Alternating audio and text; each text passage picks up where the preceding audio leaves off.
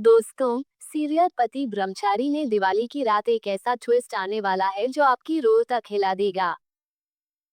जी हाँ, पूरी फैमिली जब रोशनी और खुशी में डूबी होगी, तभी सूरज और ईशा की कहानी में होगा सबसे बड़ा धमाका।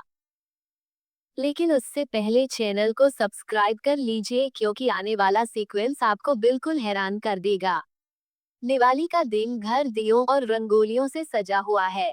मिठाइयों की महक और पटाखों की आवाज से माहौल खुशियों में डूबा है। आरव और काव्या की शादी भी इसी रात पूरी होती है। हर तरफ ढोल नगाड़े डांस और जश्न।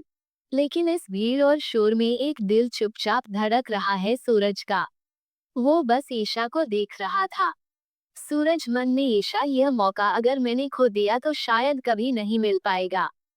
अब या तो तुझसे सब कह दूं या फिर जिंदगी भर खामोश रह जाऊं।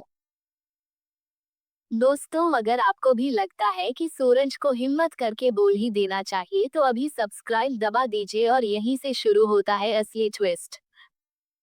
शादी की रस्मों के बाद जब सब अपने अपने कमरों में चले जाते हैं, ईशा गार्डन में अकेली टहल रही होती है। तभी अचानक पीछे से कोई उसका मुंह दबाकर अंधेरे में खींच लेता है। ईशा की आवाज आतिशबाजी के धमाकों में दब जाती है। कुछ देर बाद जब उसकी आंख खुलती है तो खुद को एक पुराने सुनसान वेयर हाउस में पाती है। अंधेरे में कांपते हुए वह चिल्लाती है, ईशा, कौन हो तुम? मुझे यहाँ क्यों लाए हो? धीरे धीरे एक परछाई सामने आती है और जैसे ही रोशनी चेहरे पर पड़ती है, ईशा दंग रह जाती है। वो कोई और नहीं बल्कि सूरज था।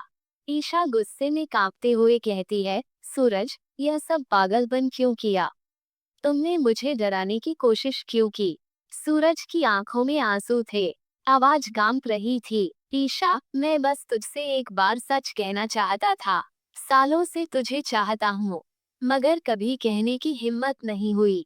आज दिवाली है, पूरे घर में दिए जल रहे हैं और मैंने सोचा क्यों ना मैं भी अपने दिल का दिया जला दूं।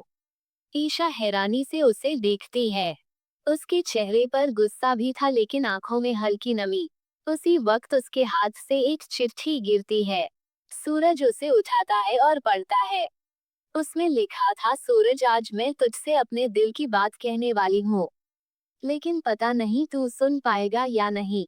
दोनों के बीच कुछ पल की खामोशी छा जाती है। सिर्फ उनके दिलों की धड़कनें सुनाई देती हैं और अचानक बाहर पटाखों की आवाज गूंज उठती है। मानो किस्मत भी उनकी कहानी को इशारा दे रही हो।